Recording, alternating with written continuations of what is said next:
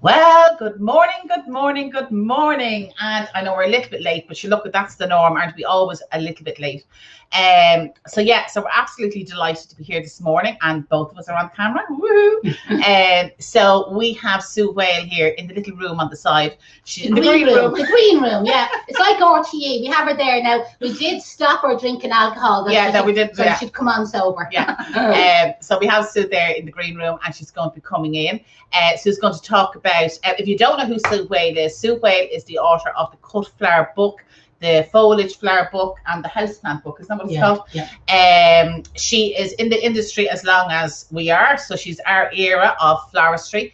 She's going to talk about how she got into the industry and what she has done within her years in the flower industry. She is a wealth of knowledge. And then we're going to open up the floor. So anyone that has questions, keep typing away the questions. She's not going to answer them while she's talking first, but then we're going to open up for a Q&A. And obviously, we'll be here for as long as the questions are coming in. We also have questions here, the students that are watching on the replay. We have your questions here that they will also be answered as well. So without further ado, I'm telling them about the good news. Oh, you tell them that one. Okay, and the good news is, because when Sue was in the green room, after we gave her a little bit of alcohol just to kind of soften her up, okay, remember I said that we were going to see about maybe a giveaway. So she has some amazing giveaways for you, okay? So tune in, listen to her really well, ask lots of questions, because she's a bit like us. The trick question comes at the end, right? Now, I know we have a lot of the Bloom Room, Allium Room, Module 3 students are joining us for this session as well. And one of her giveaways is going to be brilliant for you, right? Because it's a wedding book giveaway, wedding hand ties, okay? I'd actually love it myself. So I'm going to be listening carefully because I know what the trick question is going to be. I just kept feeding her gin and tonic, you know what I mean? So I know the question, I know the answer, but I'm going to sit here on the side. So listen, be prepared, because there's some amazing giveaways throughout it. And she'll put up the link then for anybody that wants to purchase the books. I know a lot of you have these books already, but again, she'll have some sort of a special deal. So I'm going back. I just kept on the coffee. So welcome, Sue. We are delighted to have you here. Are you sobered up there now, Sue? Are you? I'm all right, actually. Thank you. I put a lot of tonic in with the gin, and that seems to have done the trick. So yeah, thank you. Well, look, thank you for having me, and thank you so much to you both for asking me. I'm really, really thrilled to be here, because I'm so impressed with what you do over at Kay's Flower School, and your relationship with your students, and how you run your courses. And I tell everybody about you. I think you're marvelous. So I'm really pleased to be able to sit here, and I'm actually not next door in the green. I'm actually in Birmingham, so sadly, but you never know. And I'm at home with my dog, so he's asleep, so hopefully if he does see a cat in the garden or something, I've left the back door open so he can just go, if you might do. So I'm Sue Whale, and I'm the person behind the Cut Flower, Cut Foliage, and Houseplant books, which are the ones, I think they all come back to front. Oh no, they don't. There you go.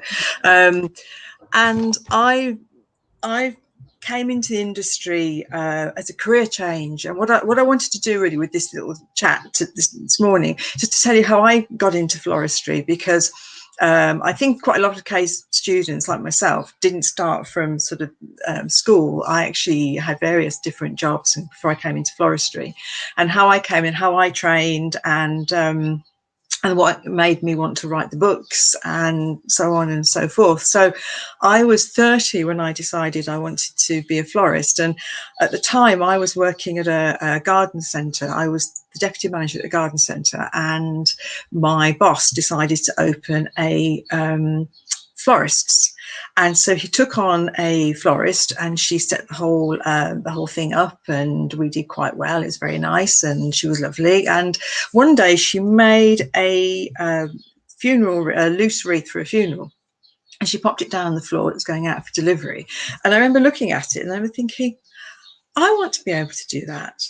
And that was really that moment. I just thought, I really want to learn how to make flowers look like that. So I started off going to evening classes, because I thought, well, I'll give it a go at evening classes and see if I like it and see if it likes me. And I enjoyed evening classes. So I bit the bullet and I enrolled for Saturday mornings at Bourneville College, which is in South Birmingham, to do floristry.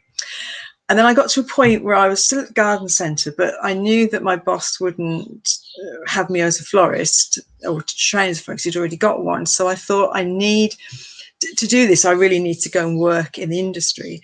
And I was very, very fortunate that in South Birmingham, there's an amazing flower shop, which is called the Flower Centre, which is inspired and gifted and run by a lady called Joy Gill, who used to be a lecturer and an examiner. And she has a very, very successful, very busy high street shop. And so, because I was working at the garden centre full time, I thought I can't just sort of like go to any flower shop. I can't just, I need to go to one where I'm really going to make the change from a full time, quite reasonably well paid job to train to be a florist, which I'm going to be a junior from the bottom. I need to go somewhere that's worth my while doing it. So I went to the Flower Centre and threw everything that I had at the interview and got offered the job. And I got offered a part-time job. And I remember Joy and Steve sort of worrying about the fact that I was going from full-time to part-time and less money. And they said, you know, you won't be earning as much. And I said, well, I can only get richer, really, I suppose. I can't any less. So anyway, I took on the job at the Flower Centre, and that's where I trained. And I was there for over 25 years. And Joy was very, very keen on her staff training. So I did my City and Guilds at Flower Centre. And at the time, you then went on to do an intermediate certificate and a diploma, and your diploma in floristry was like the equivalent, I think, of your level 5 City and Guilds now. And that was with the Society of Floristry. And Joy was great, and she let me train at the shop, and I worked at the shop, and I eventually became full-time. And then I became the assistant manager, and that was the post that I held up until I left there in 2018. So I trained at the shop, and I think it's important because one of the reasons that I wrote the books was because I wrote them from the perspective of a working florist, because I've spent over 25 years in a high street, really busy high street shop. I mean, at one point we had like 25 staff. We were huge. And I know that what people want to do, you want to look up a flower, you want to open the page, there's the flower, you read what you want, you shut it, you go away and you do your job. You don't want to trail through loads and loads and loads and loads of text. So I worked at the shop, as I say, like for 25 years. So I have done everything floristry wise. I've done weddings, funerals, I've spoken to brides, I've garlanded coffins, I've done contract work, hotels, restaurants, contract Christmas decorating, I've wrapped flowers and watered plants and cleaned out buckets. I've done Mother's Day, Valentine's, early starts, market trips, all of that sort of stuff. So I really understand the job of the florist, and I've loved doing it, and I love doing these sorts of talks and things, so it keeps me in touch with everything that's going on. So I was working at the Flower Centre, and we became an Interflora shop. And Interflora at the time had a magazine that came out quarterly to all of their members. And I thought it would be a nice idea, because we were such a busy shop, to ask if I could write an article for the Interflora magazine about the Flower Centre. And they said, yeah, that would be great. So I wrote this little article and took some photographs and sent it off to Mercury magazine. And Interflora published it, and I was very excited. And then not long after that, the editor of the Interflora magazine left, and they were looking for a new floristry editor. And me, with sort of the confidence of not really knowing what I was doing, but thinking, oh, that sounded quite interesting, applied, and I got that job too. So I ran 2 jobs for a long time. I was at the Flower Centre, and I was also evenings and weekends and days off doing my Interflora stuff. And that was really, really interesting, because that took me out and about in the country. And we used to do flower shoots and design shoots with different florists. So I've got Laura Leon, Neil Whittaker, David Denyer. I've done trips over to Holland. I used to go every year in the press press party to the flower shows in Holland to go and look around the big markets. I mean, if you've ever been to Aalsmeer, to Flora Holland, to the auctions, places like that are absolutely mind-blowing. And I used to do all of that and go to one big perk, press past a Chelsea Flower Show, and I've been to the last 15 Chelseas, I think, and I've got my application in to go this year, fingers crossed. We're getting, because obviously it's a bit different this year. So while I was working and doing this work for Interflora, I wrote a series of articles for the Mercury magazine on how to care and condition cut flowers. I did a sort of a spring, summer, autumn, winter. And one of the women at Interflora was doing a floristry course. And when she got to the point where she needed to do an assignment on flower conditioning, she couldn't actually find a book that was written purely for flower conditioning. Now, she worked for Interflora, which had a book club at the time, so she was very well placed, much more than anybody else was on her class, to find this information, and she couldn't. So what she did, she took my articles into her class for everybody to read and copy so that they could get some information on flower conditioning. And she was telling me this, and I thought, well, that's interesting, because I hadn't clocked that before. And when I looked into it, there wasn't a book that was just dedicated purely to how to care and condition flowers. And I thought that I would like to write that book. So I set about researching it in 2008. Because it's 10 years this year since it was published. It took me 2.5 years to write the first book. I didn't realise it was going to take quite as long as that, but researching all the flowers and also getting them all photographed, because I had them all photographed by a professional photographer. And of course, a lot of flowers being seasonal, we had regular deliveries at different times of year going to the photographer for me to take these pictures. What we did, my husband and I, we decided to publish the books ourselves, and that was partly through fear, because I had no idea how to publish a book. And I thought, if I give it to a publisher, they'll take it away and they'll do stuff to it, and I won't understand what's going on. And it's my book, and I want to be able to sort of have control over it, really. And I also really suspected that if I went to a publisher and said, I've got this idea, they would say, a book on cut flower conditioning? Really? Do you not want to add in hints and tips on flower arranging? In fact, my 2 or 3 people said to me, we're going to do a section on flower arranging. And I said, no, this is purely for conditioning cut flowers, nothing else. And stuck to my guns. So my husband and I, we put our savings together and we created our own publishing company, Jago Publishing. And we paid for everything. We paid for the photography, we paid for the publishing and the printing and the design and the layout. And we went for a 5,000 print run. And I was absolutely petrified. You know, when you get these worry dreams, when you sort of like, you dream that you're sort of somewhere stranded on your own, and I had lots of these before the publication of the book, because I said to Brett, I said, what happens if nobody buys the book? And he said, well, we'll just have a lot of books, won't we? But fortunately, people did buy the book, and because we do all our own marketing. So I did lots of marketing and press releases and got the book out there.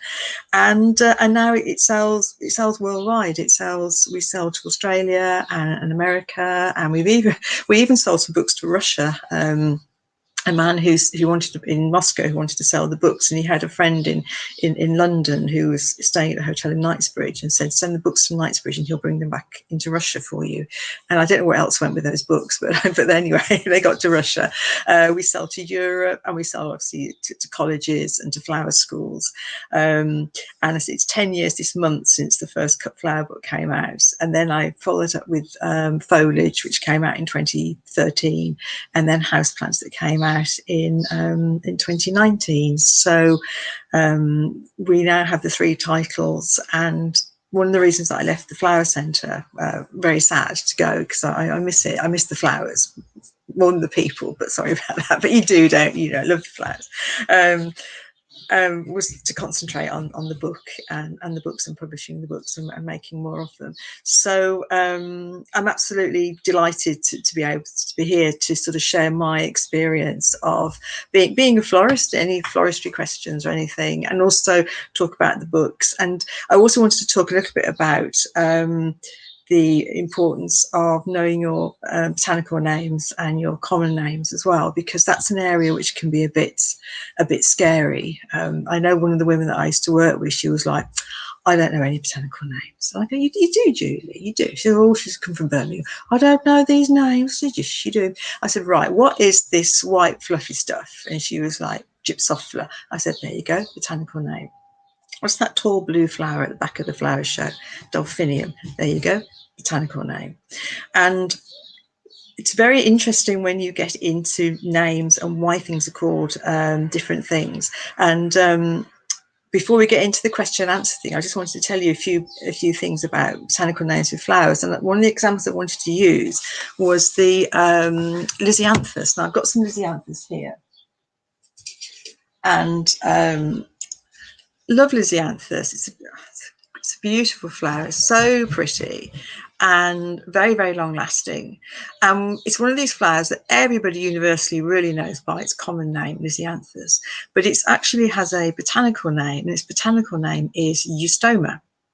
And it's important that you know that it's called Eustoma, because if you're ordering flowers from Holland or from any of your wholesalers, if you want to order Lisianthus, you can go down the list and you'll look everywhere under L. You won't find it. You will find it under E for Eustoma, because the Latin botanical name is the name that the flower is known with across the world. So if you're ordering in Russia, Eustoma. If you're ordering in Australia, Eustoma. America, Eustoma. Switzerland, Germany, Eustoma. We call it Lisianthus.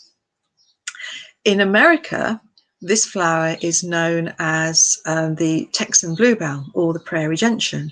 And this flower actually comes from America, and it's a native of Southwest America.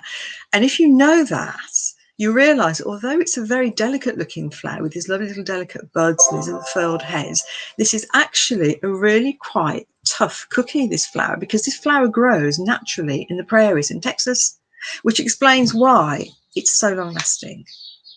And it gives you a really good insight into how you care and condition the flower, because you know that this is a flower that likes it quite warm, that probably and will last well, and its delicate look belies its toughness, really.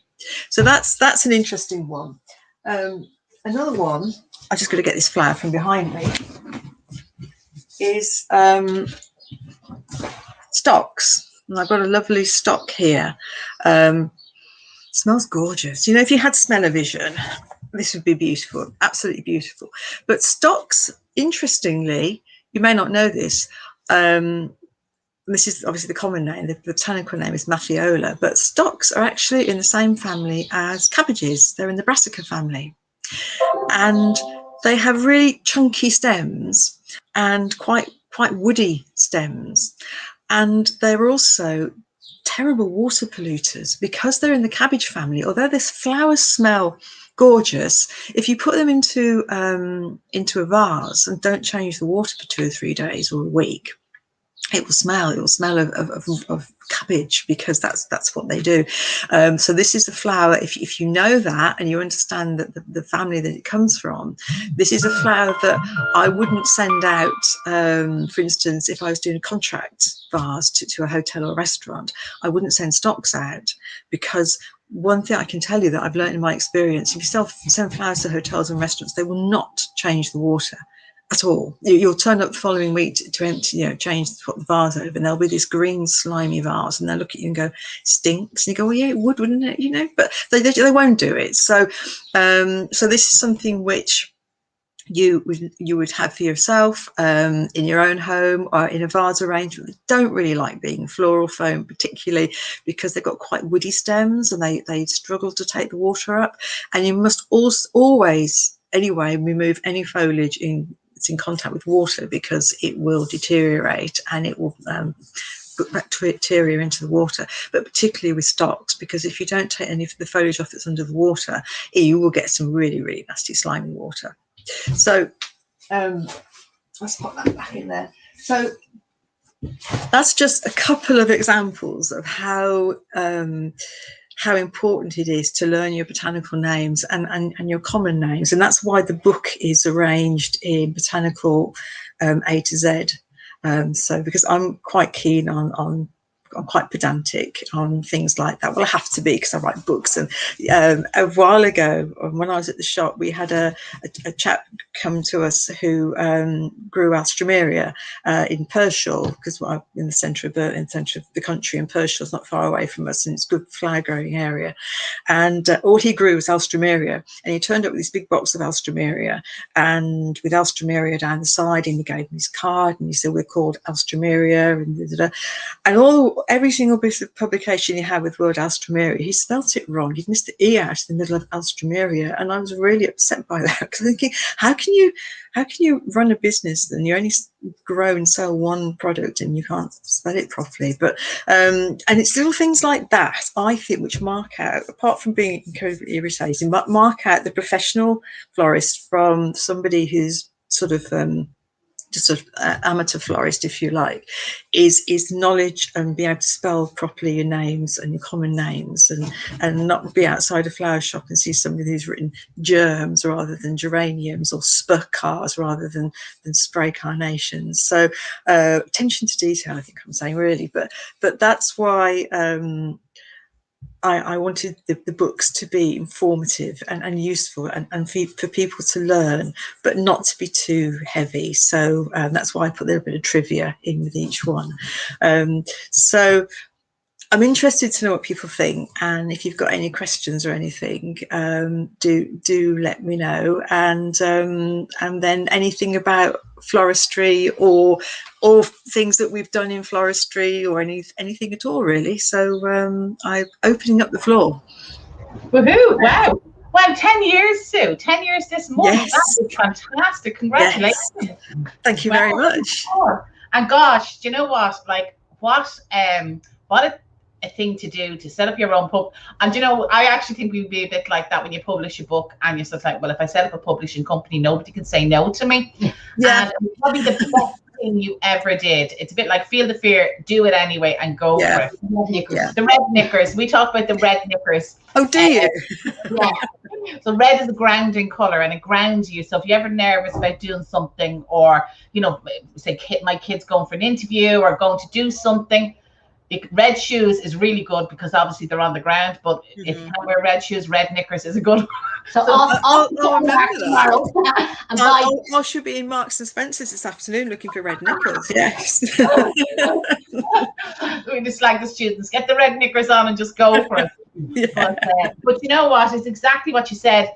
The book is, and as Janette says, there's no shite about it. It's I was impressed with that. Terms. It tells you what it is. I have one question. When is the next book? And what will it be about?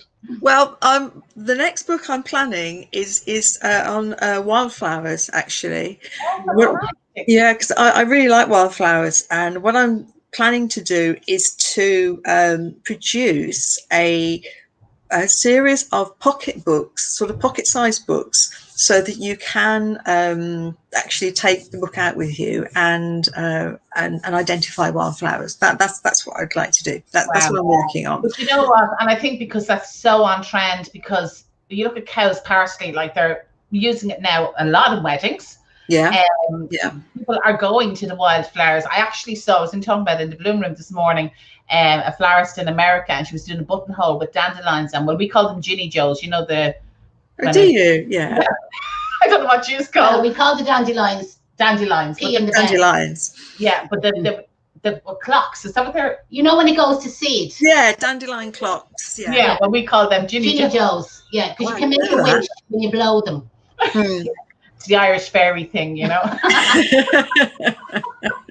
But she was making a buttonhole with Ginny Joes, as we call them, or clocks, and dandelions that were still in flower, you know. So now, obviously, they're probably not going to last, but it was just interesting to see. I think there is such a trend at the moment for what some brides call wildflowers, and something which I'm quite interested in doing more of on my social media really is looking at a sort of equivalents. And what I might do, because the books are because we have these short print runs of 5,000. It means that every time a new book is about to come out, I spend about 6 months beforehand going through it, going to the wholesale market, seeing what's coming up, seeing what people are selling in the shop, seeing what brides are talking about, seeing what people on social media are talking about. And I drop some flowers and I add some flowers in, because I have had people ask me, is this book up to date? So that each book is about 2 years between publications, so I'm able then to react. That's reasonably really good to know, because we have the 3rd edition. Yes. What are you on now? I'm on 4 actually. Oh, 4. Do you want me to pop you a 4 in the post? No. Well, sure, she might as well. At least then we'll have a look at it. Yeah, the wildflowers are in it. Yeah, I'll pop you a 4 in the post. It's going to be a separate one.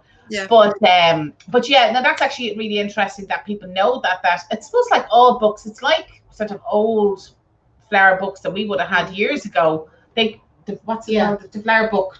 What's called the flower book? Yeah, actually. The flower book. Yeah.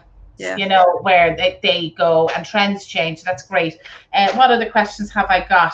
Oh, the Flower Book app. I don't know if you remember, it was the Flower Council of Holland. Flower Council of Holland. Yeah. They had an app, and it was an amazing app because you could photograph a flower. It told you the name of the flower. It was fairly accurate. It was. But the great thing about it, like for the wedding students, you were able to search a flower. So if you want to know what kind of pink flowers are out there, it would tell you. If you wanted to know what variety of pink roses are in season in August, you could put that in, pink roses in August. There was like a rainbow kind of grid, and you could actually find the shade of your bridesmaid's dress, and it would suggest flowers. That's so useful. That variety. Like it was amazing, and it's free, but they've stopped it.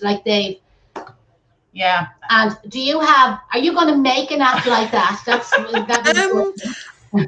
I could look into it. I have no idea how you start, but that would be quite an interesting project, wouldn't it? Yeah, because they used to bring out the little narrow books, didn't they, every 2 years? Yeah. Actually, I have a couple. Yeah.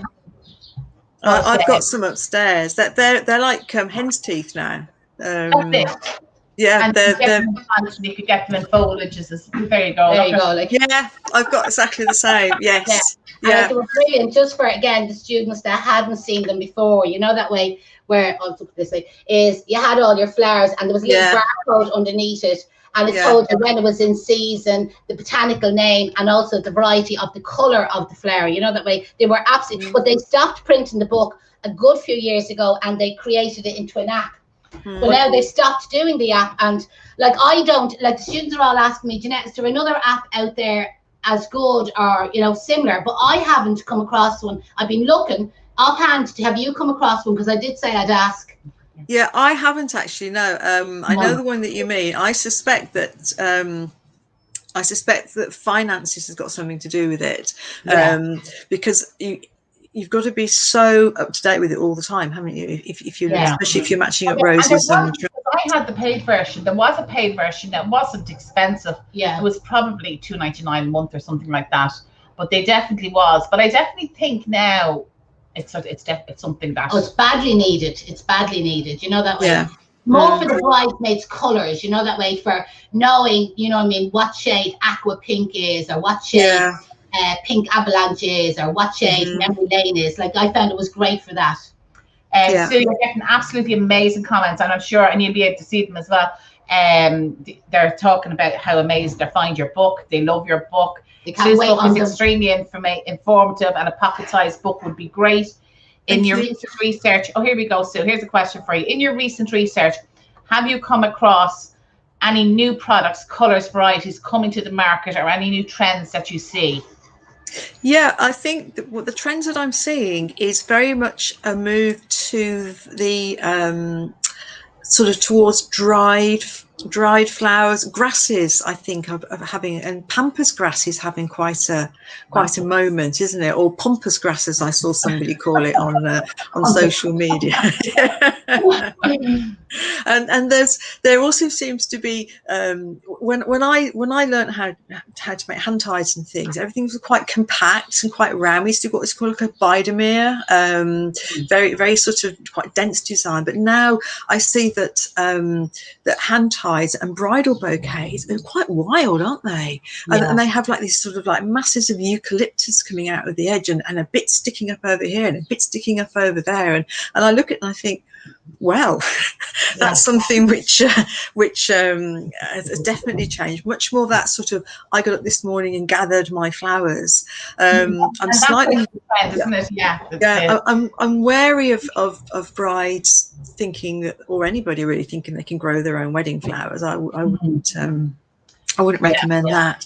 But I think definitely a trend towards more natural styling, more sort of more sustainable flowers. There are a lot more people interested in growing flowers and buying flowers from the UK than people much more aware of air miles, I think, now than they used to be. Absolutely. On the show. It's just for some people that may be watching that are not a student of K's. So to get that wild and wonderful effect bouquet, this is what we use here. They're from a company in Canada. And they're called a guppy holder. Now it is recyclable plastic and they are reusable. So again, kind of from a foam free sort of technique. You can use them for flower arranging as well. And they would be very similar to the Holly Chapel, you know, the egg methods that she uses. Yeah. So just for people to realise that they're a good thing there. And the flowers are not just grabbed out of the garden. And no. That. It takes a lot of skill to make them look unskilled. Absolutely. Okay, we have a Facebook user here, Sue. Good morning, Sue. Some of my lucky bamboo has turned yellow. I'm not sure why. Initially, I had them in too much water until I watched Janette's live. Can you help? Yeah, I mean, they don't need very much water at all because they'll root in very shallow water. But the great thing about them, you can sort of chop them into segments and chop off the yellow bits, and they're quite indestructible really. But if they're going yellow from the bottom up, I would say probably like you say, either too much water, or are they somewhere where they're getting too warm? Because sometimes the water can get warm, can get a little bit sort of a little bit stagnant. I would have a look at that and just sort of refresh the water and keep them somewhere cool. Oh, okay, we have another one. We have Eileen. Eileen is over in Birmingham. Oh yes, Eileen, yeah, I know. She went into the flower centre 3 weeks ago to get some quick dip, and they were selling your book, but she wanted a personalised copy, so she's getting directly from you. Thank you very much. Yeah, I do. If you buy them from a website, I sign them, and then it's the only way you can get signed copies is from the website. So, any tips on how to remember botanical names? Not really. I mean, it helps. It helps if you when I used to work at the garden centre, when I used to water the plants, which is quite a big job in the garden, so you spend all morning just standing there watering plants. I used to try and remember the botanical names of the plants that I was watering. And I think what you can do, especially at the moment, if you're going out for a walk or something, or you're going into a flower shop or somewhere, you see flowers growing in people's gardens, just see if you can come up with a botanical name rather than the common name as you go along. Being able to pronounce them helps, I think, because it sort of fixes it into your mind more if you can get it phonetically rather than because they can be quite off-putting. That's great with your book, is that you actually, because we have used it, you do the phonetically correct way of pronouncing it. Yeah, because I have quite a lot of students in Singapore and Hong Kong, and I think for them it's even more difficult to pronounce the Latin names. That's a question that I had, was you were saying about the books going to Russia and all those. Do you translate them, or do they go in English? They go in English.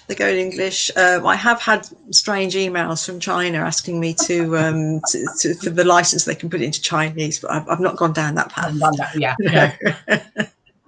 Okay, there's another question. Hi Sue, just wondering what foliage is long-lasting-ish out of water for arches, for example? Well, if you're going for commercial foliage, I would go, especially for arches, I would go for something like soft ruscus. That will last a long time out of water. Ivy. We used to, as I'm sure lots of florists do, we used to harvest ivy locally sourced from people's fences and things. I mean, do you know, I still do it now. If I'm driving around and I see a great curtain of ivy hanging down, I think, oh, look at that. Gone. So if you can, if you've got long lengths of ivy, make sure that obviously you give it a good shake out first. But ivy will last a long time. Soft ruscus will last a long time.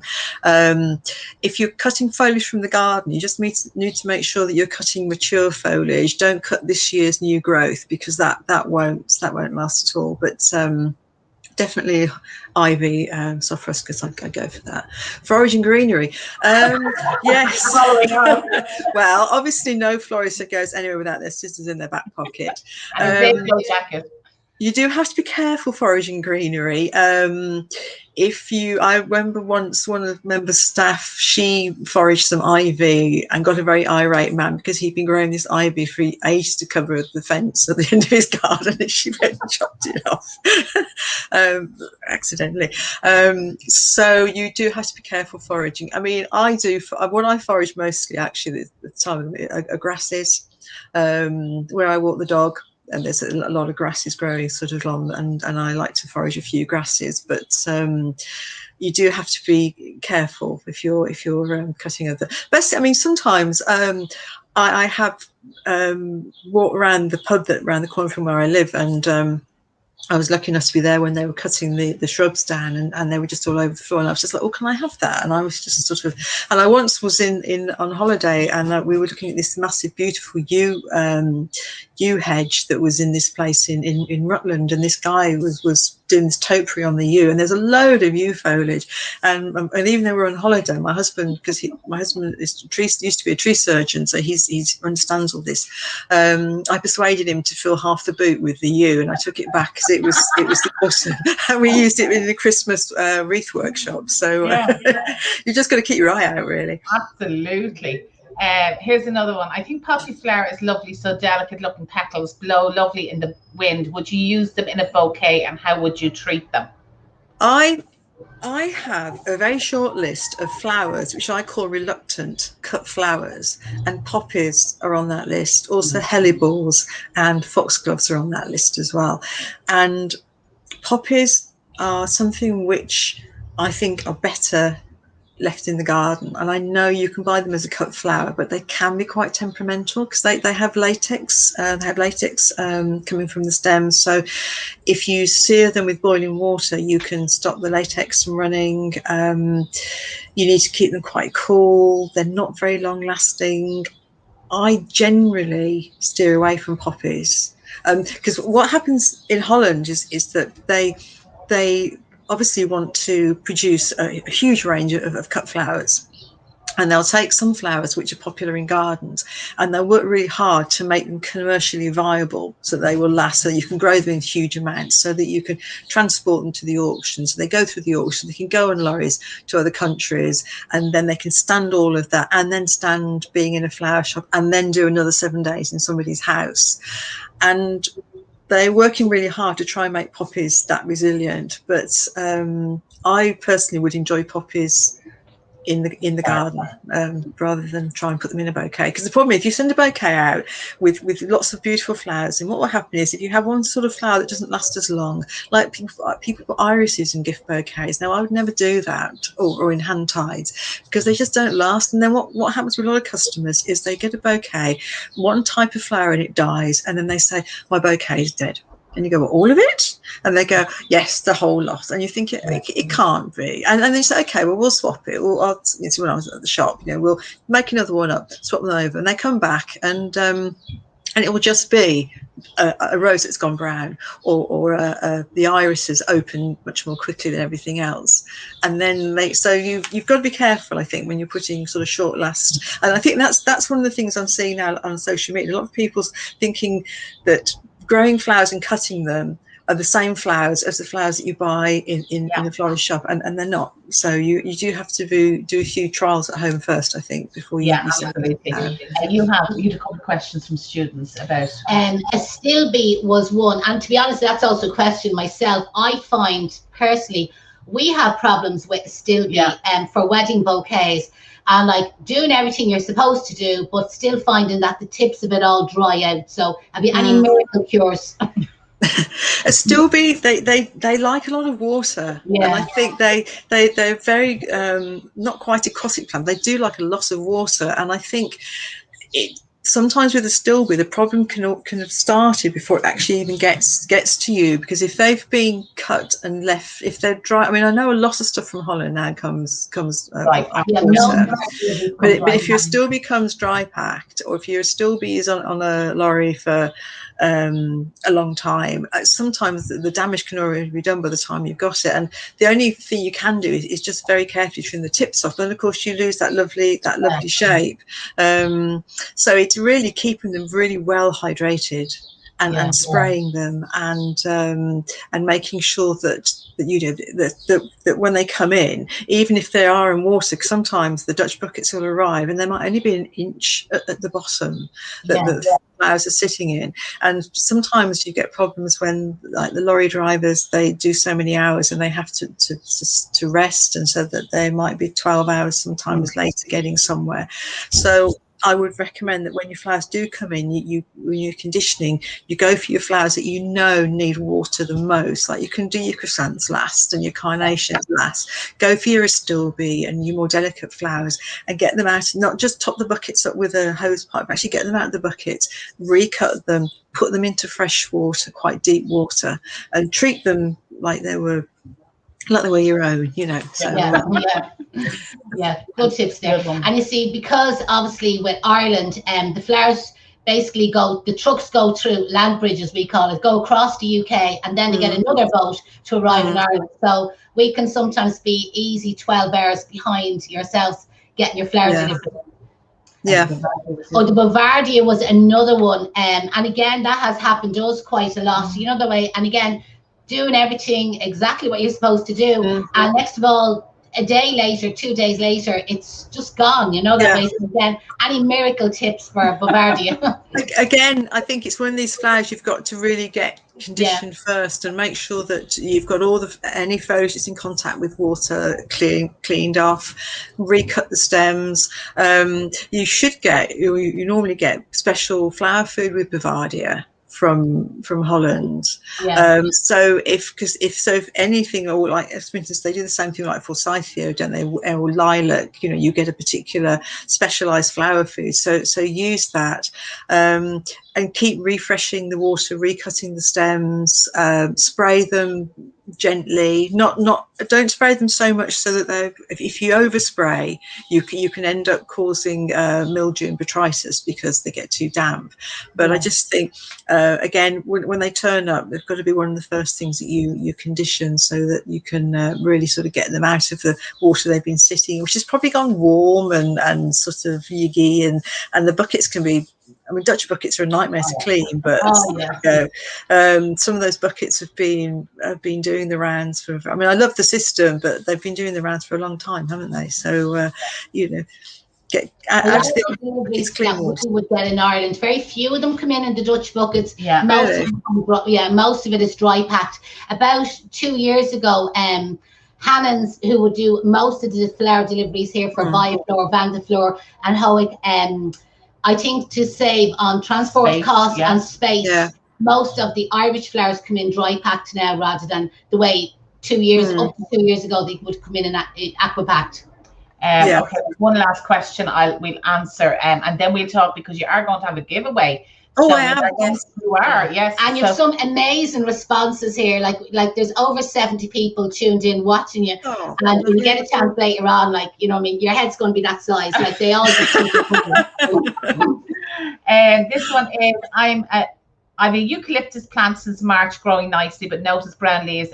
Is that normal? Or am I doing something wrong? Should I trim the branches? Let me think. Is that more a horticulture type question? It's more of a horticulture. I would think, because eucalyptus is evergreen. Evergreen trees, they shed sort of as they go along throughout the year. So you might be that some of the leaves going brown is just a natural process of them shedding and putting new leaves on. You've got to be careful with eucalyptus because they grow and they can get really out of hand. So if you're growing eucalyptus because you want it as a cut foliage, I keep chopping it and I keep it nice and trim. If you let it go, you'll have 100-foot tree in your back garden before you know what you are. So, I have one of those. Yeah. And now I can't reach it for the cut. Do you know what's scary? What's scary is that, because obviously my husband being a tree man, I know quite a bit about trees, is that nobody actually knows how tall a eucalyptus tree grows because they haven't finished growing yet. So, but I think leaves turning brown is just a natural process of it shedding its leaves throughout the year. Okay, so Sue, like the comments coming in, everyone is talking about, they're all looking forward to the wildflower book. The wildflower book oh is gosh, a bestseller. Yeah, well, that'll be next. That'll be next year. That'll be next year. I'm really doing some great field research at the moment. I'm just out and about taking photographs and sort of spotting flowers and learning. And again, it's going to be very practical. It's going to be like, okay, so what is that? It's this, and this is an interesting thing to know about it. Because the other thing I wanted to mention about the book, another reason that we sort of renew them every couple of years is that flowers get reclassified. So when a flower is reclassified, it moves from one flower family to another flower family.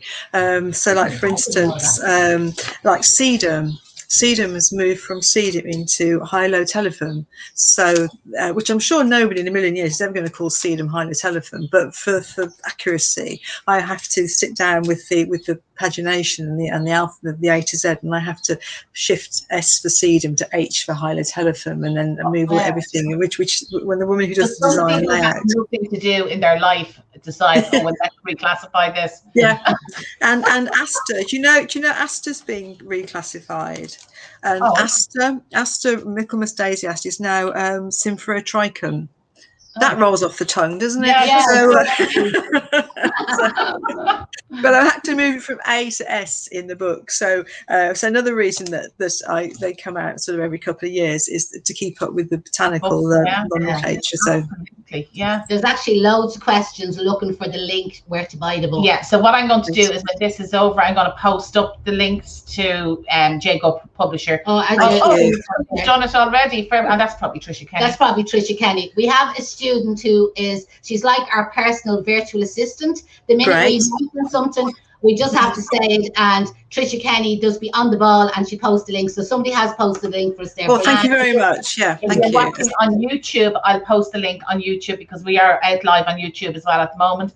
So if you're watching on YouTube, I will go back in later on and I'll post it up on YouTube for you as well. Here's another question. They come to Sue as Facebook user if they haven't accepted StreamYard, so don't worry about that.